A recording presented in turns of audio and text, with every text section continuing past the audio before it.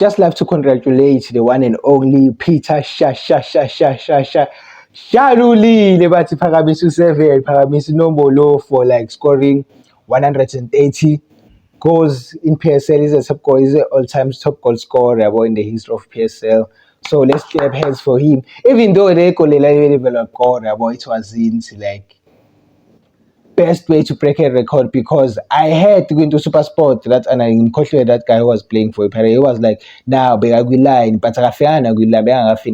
That wasn't a penalty for me, even though they said we said that. But we can also see Kulisilo Sagosa Sega, and also maybe they can review the game again on like Monday with Super Sport.